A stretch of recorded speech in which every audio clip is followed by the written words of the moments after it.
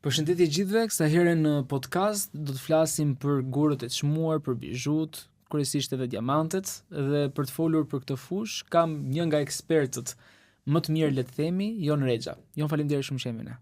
Zoran, faleminderit shumë për ftesën. Do duket si klishe, po duhet ta nisim kush është Joni. Atëherë, unë quhem Jon Rexha, jam pjesë e familjes Rexha Gold, jam brezi i dytë i këtij biznesi. Kam mbaru shkollën për diamantët, jam Diamond Grader dhe Accredited Jeweler Professional nga GIA, Gemological Institute of America, dhe jam nga të paktët profesionistë në Shqipëri që merren me këtë fushë. Shumë interesante, ku kam ndjekur kërkime për të folur për diamantin, një sekret rastësish, dhe më dolët ju. Neve flasim shpesh për diamantin, për gurët e çmuar, ja dim bukuritë, por ndoshta nuk ja dim shumë vlerën. Është e vërtetë, Jon? Është e vërtet, ka njerëz plot që e shohin vetëm diamantin si gjën e bukur që duhet ta kenë, e shohin si atë fjalën tradicionale të fejesës, të martesës, të rasteve të veçanta në jetën e vet, por nuk e dinë me vërtet vlerën e diamantit. Çfarë është diamanti, nga vjen, pse ka atë vlerë që ka, edhe si ta dallojnë kush është ai diamanti i mirë, kush është ai diamanti, kush është diamanti i mirë mbi të cilin mund të investosh dhe kush është ai diamanti që është thjesht për një blerje të zakonshme. Ju si i këshilloni gjithë ata persona që vinë tek ju, tek dyqani juaj dhe kërkojnë një bizhu që atyre mund t'i përshtatet? Flisni për cilësi, për çmimin, si orientoni? Siç e ka real estate që e ka location, për mua është fjala vetëm kualitet. Domethënë kjo është gjëja e parë nga e cila unë nisem. Dizajni ka plot, dizajne mund të marrësh nga një arkiv shumë e madhe botërore e gjithë dizajnerëve të bijuterive vite përpara. Mund të krijosh tani me ChatGPT-n edhe me shumë AI tjerë mund të krijosh çdo lloj dizajni duash, kështu që dizajnet nuk kanë fund. E rëndësishme është mënyra se si ti e punon atë. Pra, mënyra se si ti arrin ta analizosh atë diamantin që do blesh, mënyra se si ti arrin ta punosh si përfundim atë unaz, atë varse, atë produkt, dhe mënyra se si ti ja përcjell klientit në fund. Domethënë këto për mua bëjnë diferencën nga çka ka tregu, dhe kjo është mënyra më e mirë për t'i ardhur në krah klientit. Ndoshta shumë pak e din, po ju e bëni vetë gjithë punën, ju e bëni vetë gjithë stilimin, ju e bëni vetë me dorë gjithë atë punim që do të jetë më pas edhe në gishtin e dikujt ose dikujt, femër ose mashkull që mund ta përdori. Sa e vështirë është kjo punë? Është e vështirë. Unë jam specializuar shumë vetëm te pjesa e dizajnit edhe te pjesa e diamantëve. Kur them diamant flas edhe për gurë tjerë të çmuara, po diamantin po marrim si atë bazën që të gjithë njohin, edhe mbi të cilën të gjithë duan të edukohen, të interesohen. Unë jam specializuar te kjo pjesë, pra unë merrem me selektimin e diamantëve, me përzgjedhjen edhe në fund me dizajnin se si do krijohet produkti në fund. Është e vështirë, siç thash, pjesa më e vështirë normalisht është pjesa e punimit. Ajo është ku tregohet me vërtet kualiteti, mënyra se si montohet dhe mënyra se si punohet florira është ajo që bën diferencën kur e ndjen dorë për klientin. Qartë, por nga ana tjetër ti e the paksa që njerëzit janë të edukuar më shumë nga diamanti, por nuk është vetëm diamanti guri i çmuar. Cilat janë gurët që preferohen shumë në punën tuaj, por që janë stilistikisht edhe të bukura? Vitet e fundit, diamanti i bardhë domethënë është gjithmonë klasiku, diamantin e bardhë e njohin të gjithë. Vitet e fundit, diamantet me ngjyrë kanë hyrë shumë në modë. Kanë qenë gjithmonë zgjedhje e investitorëve dhe koleksionistëve, mos më keq kupto, që shumë vite përpara koleksionistët ato që e njohin diamantët dhe gurët e çmuar i kanë përzgjedhur gjithmonë. Sot janë bërë më të famshme për shkak trendeve të viteve të fundit, edhe diamanti brown, diamanti yellow edhe të tjerët pastaj me radhë janë bërë shumë të kërkuar nga klientët. Gurët të tjerë të çmuar që unë do sugjeroj gjithmonë njerëzit të shihnin janë tre kryesorët: zafir, rubin, smerald, treshja artë mas diamantit. Dhe pastaj ka plot gurë tjerë për koleksionistë, siç është Spinelli, siç është Turmalina, siç është Paraiba, siç janë edhe gurë tjerë më pak të çmuar, ametisti, citrina e tjerë, po që për njerëz saktuar kanë lidhje, e krijojnë atë lidhjen emocionale me atë gurë. Sa e rëndësishme është të edukohet klienti? Ti e the edhe pak më herët që klasiku që gjithë njerëzit duan sa i takon diamantit është diamanti i bardhë, por kur shikoj një diamant me ngjyrë, a mendojnë që është laboratori? Jo, në diamanti natyral ndryshon totalisht nga diamanti i laboratorit në momentin që ti e specifikon. Pra, ngjyra e diamantit, pasërtia ose forma nuk kanë të bëjnë në është natyral apo laboratori. Diamanti me ngjyrë është edhe natyral, është edhe laboratori. Pra, zgjedhjen e bën i pari jam unë që ja prezantoj klientëve dhe i dyti është klienti që e zgjedh nëse e do me ngjyrë apo e do pa ngjyrë, e do të bardhë. Nëse do një diamant të trajtuar apo nëse do një diamant jo të trajtuar dhe nëse do një diamant natyral apo laboratori. Por pjesën e laboratorit unë e kam nxjerr jashtë mënyrës time të punës, jashtë biznesit tim. Dhe unë punoj ekskluzivisht vetëm me gur natyral. Për çfarë arsye? Dy janë arsyet kryesore. Arsyeja e parë edhe besoj është ajo më e logjikshme është investimi. Diamantët edhe gurët e tjerë natyral e mbajnë vlerën e tyre gjatë viteve. Sa më shumë ti mbash, aq më shumë i rritet vlera normalisht. Kurse arsyeja e dytë është emocionale. Për mu gjëja që e ka nxjerr toka, ajo historia me 10 miliona vite që është dash atij diamanti të dali nga thellësia e tokës, të krijohet dhe pastaj të merret nga minierat, të nxirret nga toka, të pritet edhe dalje produkti përfundimtar për mu. Unë në këtë frym jam eduku. Domethënë e shoh të gjithë procesin si gjë shumë e bukur. Ndërsa diamanti i laboratorit është shumë më i thjeshtë, sidomos në vitet e fundit. Fakt interesant, diamanti i laboratorit është shpik në vitet 50. Është bërë komercial në vitet 80 dhe vetëm në vitet e fundit, mbasi u pranua nga laboratorët kryesorë që të certifikohet, pra të specifikohet që është diamant laboratori dhe të certifikohet, dhe mbasi shumë brende tjera vendosen që do specializohemi te diamantët e laboratorit, atëherë u bë shumë trend. Por ka ekzistuar prej shumë vitesh, edhe duhen kriju ato kushtet natyrale. Gjithë ato kushtet natyrore që krijohet diamanti natyral duhen bërë në kushte laboratorike. Për mu nuk ka si lidhje emocionale, për mu nuk ka si gjë. Domethënë është për njëjta gjë. Unë jam shumë fan si makinave. Unë pëlqen ai motori V8, V12 benzin. Më pëlqen ajo zhurma. Nuk pëlqen bateria që thjesht e ndez dhe do ta vësh në pris pastaj ndark. Ose lëkura, po e njëjta gjë edhe me lëkurën.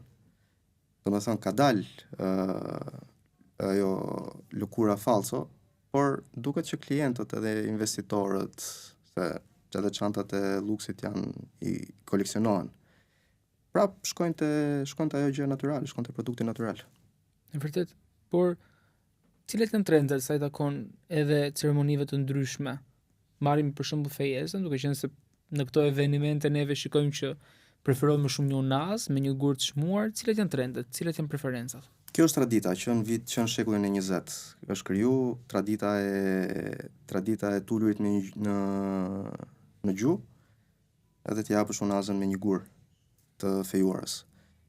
Besoj kjo ka për të ngel edhe për shumë vite të tjera, kurse për raste të tjera ka plot gjëra që mund zgjedhësh. Por kjo është ajo që njerëzit njohin rëndom, domethënë kjo është historia e diamantit, kjo është çfarë përfaqëson diamanti, është ajo e përjetshmja. Prandaj ka dalë edhe ai slogani në ato vitet 40, A diamond is forever. Diamanti është për gjithmonë. Ajo lidhja martesore, ajo lidhja me njeriun e zemrës është e përjetshme. Dhe ti duhet ta përkthesh atë materialisht, duhet ta përkthesh në një produkt, dhe produkt më të mirë se ai nuk mendoj se ka. Qartë, po ashtu ju e thatë gjatë bisedës që ne kemi bashkë që e punoni vetë, e stiloni vetë diamantin, punimin e tyre.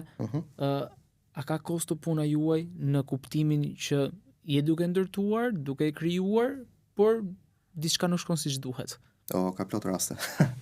Ka plot raste që dalin jashtë parashikimeve. Kostot në këtë raste, nëse flasim për kostot mirëfillta, i përthithim ne si dizajnera dhe si profesionist. Nëse ti klientit i paraqet një produkt me një preventiv caktuar, me disa detaje caktuara, je i detyruar nga ana profesionale ta respektosh atë që ke thonë. Kështu që neve pjesën më të madhe të kostove i përcitim ne, siç janë tarifat tani për shembull. Në Shqipëri nuk janë, por unë e di nga shumë kolegë të mi të jashtë në Amerikë, në Europë që kanë ato tarifat e famshme të Trumpit, që i kanë përcjell vetë kostot. Pse? Sepse nëse një profesionist do të japë atë kualitetin edhe nuk do që të shkojë sipas trendit momentit, sipas të shkoj sa më lirë gjatë gjithë kohës, po të mbajë të standardin e vet, normalisht është fazë e biznesit, është pjesë e punës ajo. Po sa i takon Floririt, e ruan ende atë vlerën e saj? A është akoma i pëlqyer, i preferuar? Floriri 2 vitet e fundit, 2-3 vitet e fundit është dyfishuar në çmim në bursë. Sot që flasim jemi diku ke $4,200 për oncë, ose thonë euro, është gati 118.000 euro për kile. Flori i papërpunuar.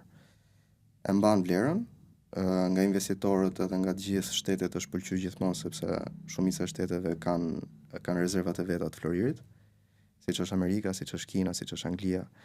Por investitorët normalisht ai konsiderohet si safe haven, është të ndihmon kundër inflacionit, pra leku cash në bank të zhvlerësohet me kalimin e kohës, ndërsa Floriri e mban atë vlerën e vet në mos rritet. Këto vitin e fundit, që kur ka fillu ky bumi i madh i Floririt, që vetëm këtë vit është rrit me 40%, kam pa dhe kam gjullë edhe historisht nga njerëz që nuk kanë informacion, po duhet me investu në Flori, duhet ble Flori, duhet investu Flori, po e blen në momentin e gabuar. Po e blen në momentin që e ka arrit atë çmimin e vet maksimal për momentin, flasim, se nuk i di çfarë do ndodhi 2-3 vite më vonë. Këto lloj njerëzish nuk e shohin në mënyrë të saktë Floririn. E shohin si një mënyrë për të fituar lek. Floriri nuk është për të fituar lek, Floriri është për të ruajtur lekun, për të ruajtur pasurinë tënde. Dhe nëse do flasim si produkt, si bizhuteri, është ajo gjë që ti ja trashëgon fëmijët e tu ja trashëgojnë niprave tu e kështu me radhë. Jona, është e vërtetë që çmimi gjithmonë përcakton edhe cilësinë, domosdoshmërisht një çmim i lartë i një produkti, në këtë rast diamanti ose Floriri, do të thotë që është cilësi e mirë apo nuk ka një lidhje të saktë? Jo, domosdoshmërisht. E mira e këtij. Pra si ta kuptojmë neve që kush është një diamant i mirë ose një Florir mirë? Kjo është. Ky lloj biznesi ka një të mirë. Të dytë, si diamanti si Floriri janë në bursë. Çmimi kotohet shumë kollaj.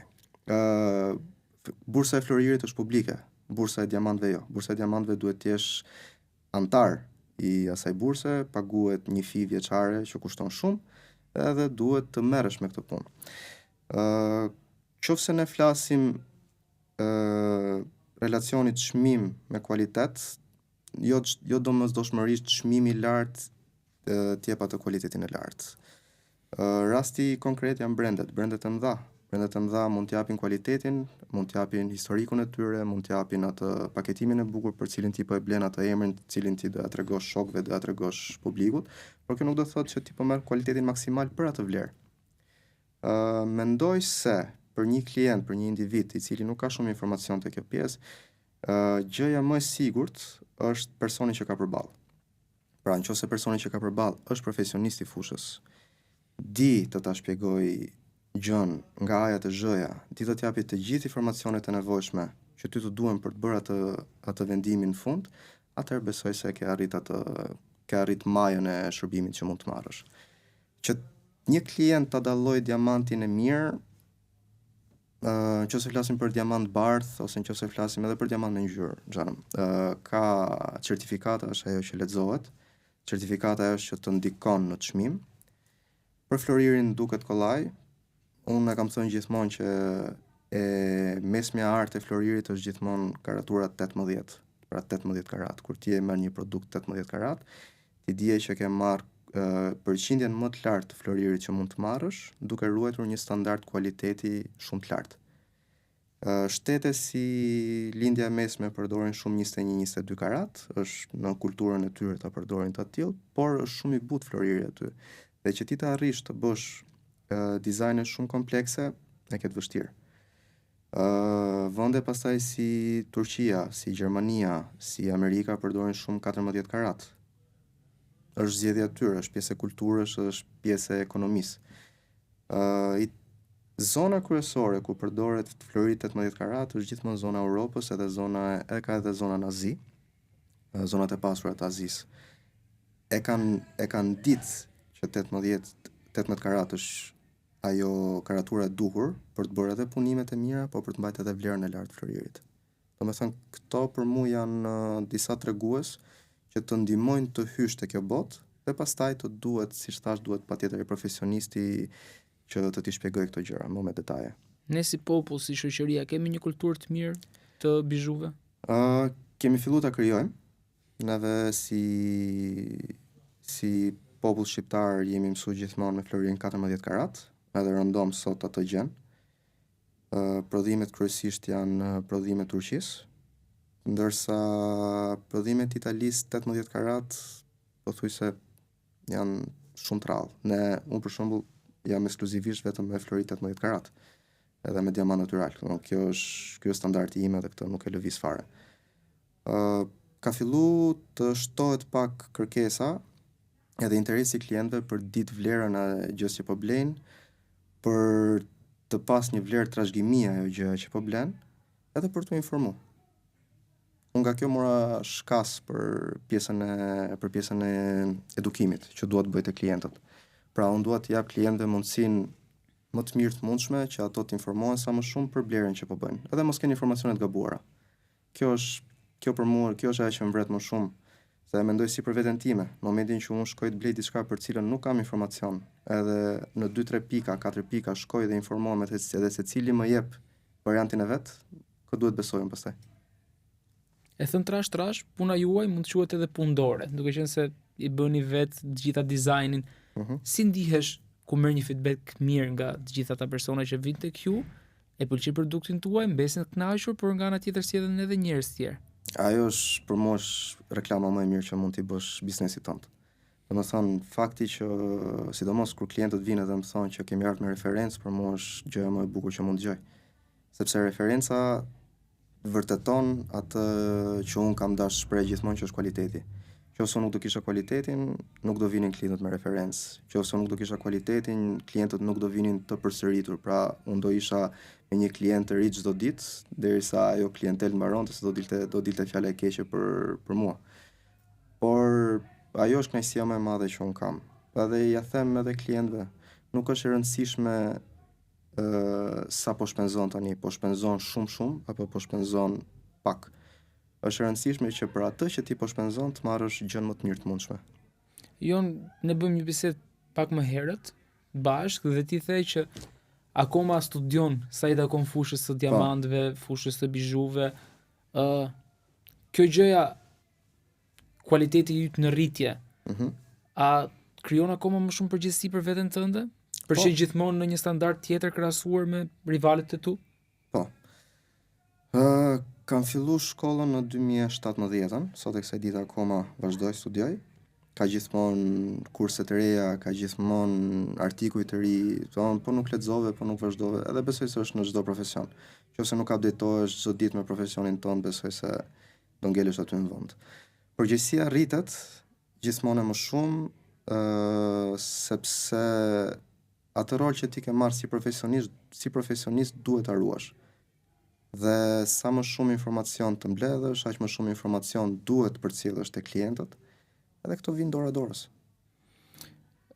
Unë kam lexuar dhe me sa di, guri më i çmuar i diamantit me karat më të mëdhej, mos gaboj, ndodhet në Angli, e kam mbretëresha? Këtu më zure ngur se këto janë fakte që unë nuk i di. Nuk para i lexoj këto, domethënë ka plot diamant, siç është diamanti Hope, siç është diamant, ka plot emra, ka diamant blu, ka diamant roz që kapin vlera të frikshme. Janë diamant ankandesh, janë produkte ankandesh. Fakti që ka rezistuar ndër shekuj tregu i diamantëve dhe vlera e saj normalisht nuk ka rënë. Çfarë pritet në të ardhmen? Unë po t'jap opinionin tim, edhe besoj se pjesa më e madhe e profesionistëve që janë fushën time do bien dakord. Tani tema kryesore është diamanti laboratorit. Kjo është tema më hot e momentit për këtë industri. Gjëja e parë që duhet ndodhi për mendimin tim është bëhet diferencimi midis diamantit natyral e diamantit laboratorit. Pra, secili duhet zërë vendin e vet në treg. Po të bëj vetëm një paralelizëm, në vitet 70-80 në Zvicër ishte quhej kriza e kuarcit. Kriza e kuarcit doli rivali i orës automatike, orës mekanike që ne sot e kemi qef kur themi orë automatike. Dolën orat me bateri, orat me mekanizëm kuarc, me vlerë shumë të ulët, me prodhim me volum shumë të lartë prodhimi kundrejt orave mekanike, edhe mendoj se ato mendonin atëherë se industria e orave mekanike do rënoj, pra nuk do ekzistonin më brendet mëdha si Patek Philippi. Ndodhi e kundërta. Ndodhi që kjo si krizë u sheshua dhe orat e kuarcit zun vendin e vet në treg, ndërsa orat mekanike zun vendin e vet. Orat mekanike u konsideruan akoma më luks nga i moment e tutje, ndërsa orat e kuarcit u menduan si një produkt i përditshëm me çmim më të ulët që mund blihen mas nga të gjithë. E njëjta gjë do ndodhi besoj edhe me diamantet e laboratorit. Pra sot ato ka plot klientë dhe plot informacione edhe artikuj në online që thonë nuk e pse blen diamant natyral, mund shpenzosh çerekun e vlerës diamant natyral, e blen diamant laboratori. Edhe njerëzit ngatrohen tek rasti pse duhet ta blejnë diamantin e laboratorit apo pse duhet blejnë diamantin natyral. Diamanti natyral për atë rastin e fejesës, atë rastin e martesës është për mua është gjëja perfekte. Është ajo gjë që duhet të jetë. Diamanti i laboratorit besoj do zërat vendin komercial siç ka zënë edhe ora e kuarcit, pra për një blerje të shpejtë, për një produkt që mund ta kesh sot nuk e ke mas 2 vitesh, ndërsa nëse ti pretendon të kesh një produkt që do zgjasi mbi 20 vjet, mbi 30 vjet, e ti do të trashëgosh, për mua është gjithmonë floriri rreth parë edhe ose metalet e tjera të çmuara, siç mund të jetë edhe platini, po diamanti natyral, guri natyral gjithmonë. Sa vështirë është të jesh në ndjekje të trendeve? Unë nuk jam shumë, kam vënë re diçka, unë kam fillu pa dash t'rregohem arrogant. Unë i kam shumë qef diamantet me ngjyrë. Diamantin kaf sidomos e kam pas gjithmonë qef, që kur e kam nis këtë si profesion. Më ka tërheqë gjithmonë, nuk e di pse, pa jam shumë i dhënë mbas ngjyrave të tokës. Edhe më ka pëlqyer gjithmonë. Edhe gjithmonë kam investuar te diamanti kaf, edhe te diamantet e tjerë, portokalli, diamantet e verdhë. Shoh që tani kanë dalë artikuj plot që thonë që diamanti kaf është e ardhmja, diamanti i verdhë është e ardhmja. Vitet e fundit ka dalë, 2 vitet e fundit. Për shembull diamanti kaf doli këtë vit në Cannes, edhe në këtë vit te dasma e Jeff Bezosit. Po ti shohësh gjithë VIP-at që dolën atje te dasma ishin vesh gjithë me diamant kaf, diamant brown. Kështu që unë nuk shkoj shumë mbas trendit, unë shkoj mbas asaj që më pëlqen. Nëse ajo që më pëlqen bëhet pjesë e trendit global, më mirë për mua. Kam hyrë që në start. Nëse nuk është, po unë shkoj te gjëja që kam qejf, te gjëja që më pëlqen e te gjëja me vlerë. Jo, ju thatë pak më herët që ndryshe nga floriri që është në bursë, diamanti ka një bursë, po jo të shikueshme le të themi për publikun. Krijon kjo vend për spekulime, jo nga ju normalisht, po nga e parë në një perspektivë më të gjerë, nga tregtarët e mëdhenj të diamanteve. Jo, ajo është baza mbi cilën ne të gjithë punojmë. Pra nga tregtari i madh që do e blej diamantin të paprerët, do e presi, deri tek wholesale që i shet mijëra karat diamant në muaj, deri te unë që e blej dhe e krijoj bijuterinë në fund, ajo është baza mbi cilën ne të gjithë bazohemi për çmimet. Ndryshe secili do jep të ofertën e vet, do ishte vetëm kërkesë-ofertë. Kërkesë-oferta ekziston te diamantët shumë të mëdhenj. Pra diamant që nuk i gjen dot edhe ti trisht i kërkosh 2-3 vite rresht, dhe është shumë vështirë që ta gjesh, është shumë vështirë që të ofrohet edhe të kesh mundësi ta blesh. Aty ekziston kërkesë-oferta. Por te të përditshmet është mirë që të kesh një bazë një bazë çmimesh ku të bazohesh edhe të punosh mbi atë. Kështu që nuk besoj se ka vend për spekulime. Edhe një pyetje e fundit, a mendoni që moda, le të themi të fjalën që përdoret gjerësisht, është drejt klasikës? Në Shqipëri po. Në Shqipëri është drejt klasikës. Në vende të tjera të botës, sipas çdo kulture ndryshon. Por në Shqipëri është akoma klasike. Dhe është ajo fjala që klasika nuk vdes kurrë. Do jetë gjithmonë ka vend për modernizim, normalisht edhe një dizajn klasik ta marrësh, ta modifikosh, pak ta bësh më modern, ke arrit të krijosh diçka të bukur që do ngelet për shumë vite. Kurse në vende të tjera të botës, zona skandinave kanë dizajn tjetër komplet, janë gjëra shumë më të rënda, shumë më chunky. Azia ka ide tjetër, Europa kulturë tjetër e kështu me radhë. Qartë. Jo, faleminderit shumë që ishte me ne në këtë hapësirë podcasti dhe faleminderit shumë për këshillat që ti ndave me ne. Faleminderit shumë edhe ju për ftesën prapë, ishte kënaqësi edhe për mua.